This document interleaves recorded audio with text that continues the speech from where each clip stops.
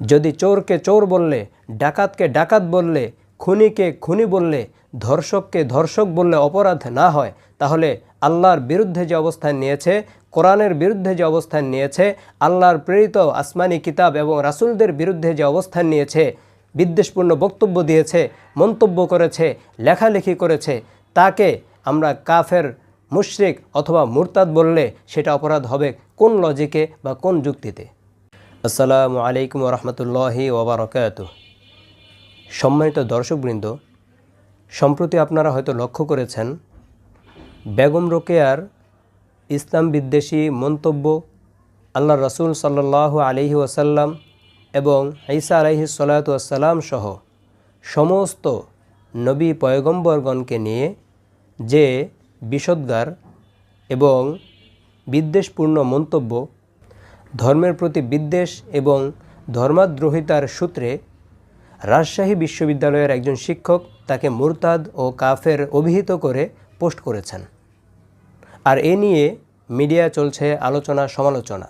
বাংলাদেশের যারা নাস্তিক, শাহবাগী এবং সুশীল ও লিবারেল নামের ইসলাম বিদ্বেষী রয়েছে, তারা এটাকে খুব বেশি ফলাও করে ওনাকে সমালোচিত করার চেষ্টা করছেন, বেগম রোকেয়ার পক্ষে লেখালেখি করছেন এবং ওই শিক্ষকের বিরুদ্ধে অবস্থান নিয়ে বিচার দাবি করছেন। যেহেতু ইসলাম বিদ্বেষী মহল তারা লজিক বা যুক্তি গিলতে পছন্দ করে, আজ আমরা রাজশাহী বিশ্ববিদ্যালয়ের শিক্ষকের যে মন্তব্য এবং এর বিপরীতে গোটা নাস্তিক সম্প্রদায় ও মিডিয়ার ইসলাম বিদ্বেষী মহলের যে অবস্থান, এটা বিচার করার চেষ্টা করব ইনশাআল্লাহ। দেখুন, মানুষ হিসেবে বা একটা দেশের জনগণ হিসেবে আমরা সবাই এই কিছু জায়গায় একমত। তা হচ্ছে, কেউ যদি চুরি করে তাকে চোর বলা হবে, কেউ ডাকাতি করলে আমরা সবাই তাকে ডাকাত বলি, কেউ যদি ধর্ষণ করে তাকে বলি ধর্ষক, কেউ যদি চাঁদাবাজি করে তাকে আমরা চাঁদাবাজ বলি এবং কেউ যদি দুর্নীতি করে তাদেরকে আমরা দুর্নীতিবাজ বলি।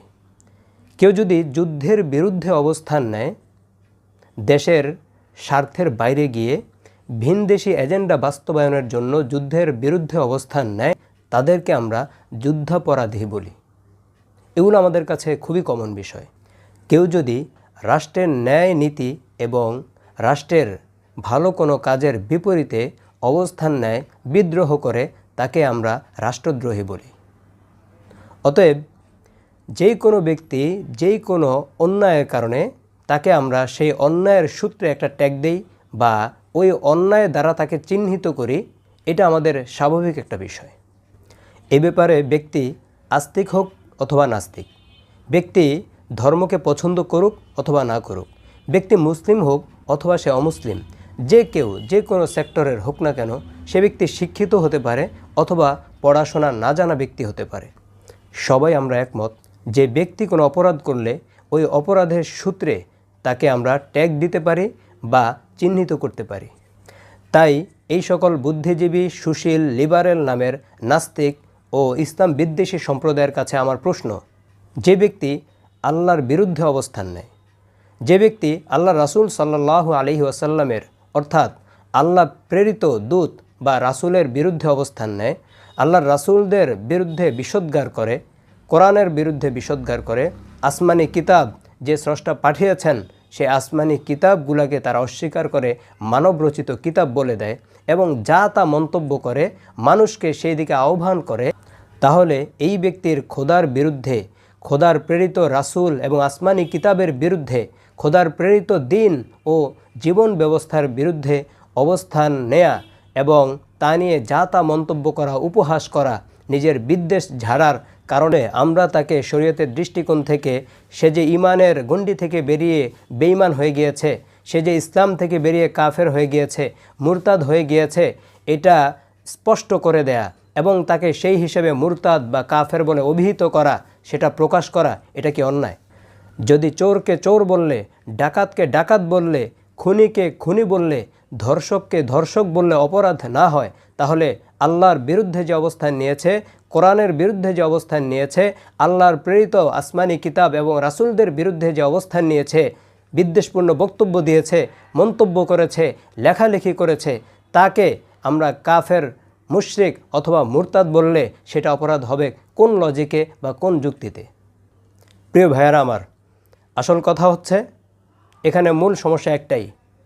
নাস্তিকরা চায় এ বিশ্ব থেকে ইসলাম মুছে যাক, নাস্তিকরা চায় বিশ্বব্যাপী নাস্তিকতা ছড়িয়ে পড়ুক এবং তারা মন মতো দুনিয়াকে মৌজ মাস্তিতে কাটিয়ে যাক, বিশ্বব্যাপী অন্যায় অপরাধে জর্জরিত হয়ে থাকুক এবং আল্লাহর জমিনে আল্লাহর বিধান জারি না থাকুক, আল্লাহর জীবন ব্যবস্থা চালু না থাকুক।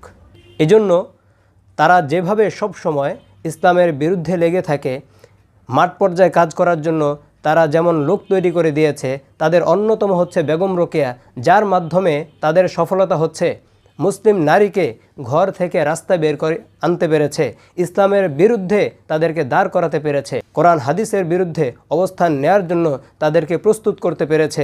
এ যুগে অনেক যুবতী তারা মুসলিম দাবি করলেও তাদের একই মন মানসিকতা হওয়ার কারণে, ইসলামের বিরুদ্ধে বিরূপ মন্তব্য করার কারণে এক পর্যায়ে তাদেরই দলভুক্ত হয়ে কাজ করছে, নিজেদের ঈমান নষ্ট করছে। কিন্তু যদি বেগম রোকেয়ার এই বিষয়গুলো আমাদের কাছে স্পষ্ট হয়ে যায়, বেগম রোকেয়া যে কুফরি মতবাদ লালন করে এবং সেটাকে সমাজের রন্ধ্রে রন্ধ্রে ছড়িয়ে দিয়েছিল, এগুলো যদি মানুষের কাছে স্পষ্ট হয়ে যায়, তাহলে নাস্তিকদের এজেন্ডা বাস্তবায়ন করতে মুশকিলে পড়তে হবে। তাদের নাস্তিক্যবাদ এ ধরা থেকে মুছে যাবে। তারা আল্লাহ এবং রাসূলের বিরুদ্ধে যে অবস্থান নিচ্ছে, তারা সেটাও নিতে পারবে না। এজন্যই তারা বেগম রোকেয়াকে বাঁচানোর জন্য চেষ্টা করছে এবং তার মতবাদকে টিকিয়ে রাখার চেষ্টা করছে। আপনি হয়তো বলতে পারেন, কোনো ব্যক্তি কাফের কি মুসলিম, সে মুমিন কি মুরতাদ, এই বিষয় তো আল্লাহর কাছে হবে। দুনিয়াতে আমাদের এটা নিয়ে এত মারামারি করার, এত আমাদের কথা বলার কি আছে? প্রিয় ভাইয়েরা আমার, এর জবাব একেবারে সহজে বোধগম্য হচ্ছে। দেখেন, আমরা চোরকে সমাজে চিনিয়ে দেওয়া দরকার হয়, তার চুরির অনিষ্ট থেকে মানুষ যেন বাঁচতে পারে। আমরা ডাকাতকে সমাজে চিনিয়ে দিতে হয়, তার ডাকাতি থেকে যেন মানুষ বেঁচে থাকতে পারে। আমরা ধর্ষককে সমাজে চিনিয়ে দিতে হয়, তার ধর্ষণের ক্ষতি থেকে সমাজ যেন বাঁচতে পারে, নারী জাতি যেন তাদের সম্ভ্রম হেফাজত করতে পারে। এজন্য এভাবে আমরা প্রত্যেক অপরাধীকে চিনিয়ে দিতে হয়, তার অপরাধের কুফল থেকে মানুষ যেন বেঁচে থাকতে পারে। মনে রাখবেন, সবচেয়ে বড় অন্যায়কারী এবং সবচেয়ে বড় নিকৃষ্ট অপরাধী হচ্ছে আল্লাহর জমিনে থেকে আল্লাহর বিরুদ্ধে অবস্থান নেয়া। যে ব্যক্তি আল্লাহর বিরুদ্ধে অবস্থান নিয়ে কুফরি লালন করে এবং মানুষকে সেই দিকে আহ্বান করে, তার পথে চলার জন্য উদ্বুদ্ধ উৎসাহিত করে, তাহলে এমন অপরাধীকে, এমন খোদাদ্রোহীকে, এমন কাফের মুরতাদকে আমরা সমাজে চিনিয়ে দেওয়াটা এটা আমাদের ঈমানি দায়িত্ব। যেন তার পক্ষপাতিত্ব করে অথবা তার পথে হেঁটে কোনো ব্যক্তির ঈমান নষ্ট না হয়, কোনো ব্যক্তি কাফের না হয় এবং তার আখিরাত ধ্বংস হয়ে না যায়। দুনিয়ায় যে অপরাধী আছে, তাদের অপরাধের কুফল একেবারে কম সময়ের অথবা ছোটোখাটো ক্ষতি হয়। কিন্তু যারা ঈমান চুরি করে, যারা মানুষের আখিরাত নষ্ট করে, এরা হচ্ছে সবচেয়ে বড় নিকৃষ্ট অপরাধী। কারণ তাদের এই ক্ষতিটা অনেক বড় ধরনের ক্ষতি, মানুষের দুনিয়াও নষ্ট করে দেয়, আখিরাতও নষ্ট করে দেয়। তাহলে আমরা এখানে কেন কথা বলবো না? অনেকে দেখলাম অনলাইনে এই বিষয়টাকে হাইলাইট করে কথা বলছে যে বেগম রোকেয়া তো আর এখন জীবিত নাই। বেগম রোকেয়া আজ থেকে কত বছর আগে এই লেখাগুলো লিখে গেছেন, তাহলে 2025-এ এসে এখন তিনি কাফের মুরতাদ হচ্ছেন। এতদিন মোল্লারা কি করেছে? এতদিন বুঝি তিনি কাফের ছিলেন না, বা অতীতে যে আলেমরা গিয়েছেন তাদের কাছে কাফের মুরতাদ ছিলেন না?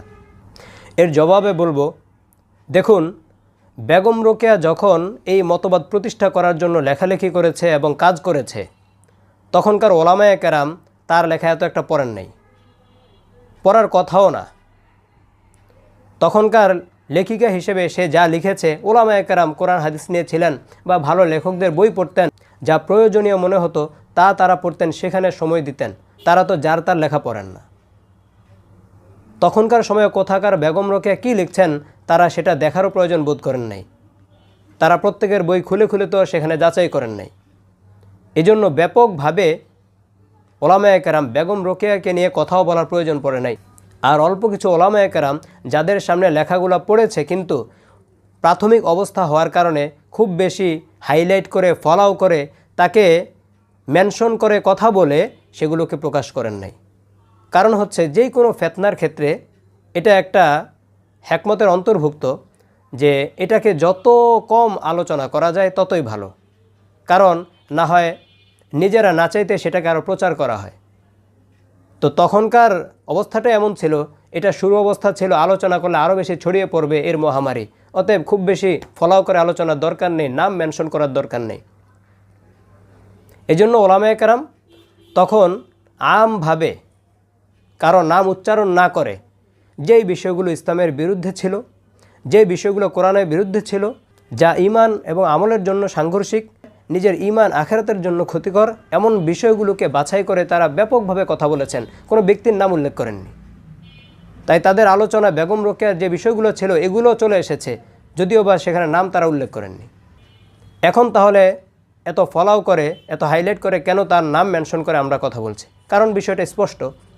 আজকে মিডিয়ার যুগ হওয়ার কারণে, এছাড়াও বর্তমানে বেগম রোকেয়াকে নিয়ে নাস্তিক সম্প্রদায় যেইভাবে ছড়াছড়ি করছে, যেইভাবে প্রকাশ করছে, একজন অভদ্র পথভ্রষ্ট মহিলাকে তারা যেভাবে হাইলাইট করে মহিষী নারীর জায়গা বসিয়ে দিচ্ছে, এটা তো সবার কাছে স্পষ্ট।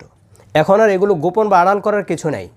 অতএব যেভাবে তারা সবার সামনে বেগম রোকেয়াকে মহিষী হিসেবে তুলে ধরছে, তার বাস্তবিক রূপটা, তার মুখোশ উন্মোচন করে দেওয়াটা, এটা আমাদের জন্য ঈমানি দায়িত্ব, সবার কাছে প্রকাশ করে দেওয়া, সবার সামনে তার বিষয়গুলো নিয়ে আসা।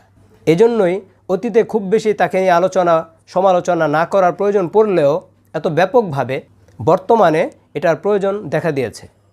সম্মানিত দর্শকবৃন্দ, দুনিয়াবি মালপত্রের চোর এবং ঈমান আমলের চোরের মধ্যে ভয়ঙ্কর পার্থক্য হচ্ছে, এই দুনিয়াবি চোরকে আপনি চোর বলেন অথবা না বলেন, তাকে চোর বলে বিশ্বাস করেন বা না করেন, এটা আপনার ঈমানের সাথে সাংঘর্ষিক না, এটা আপনার বড় কোনো ক্ষতি বয়ে আনবে না।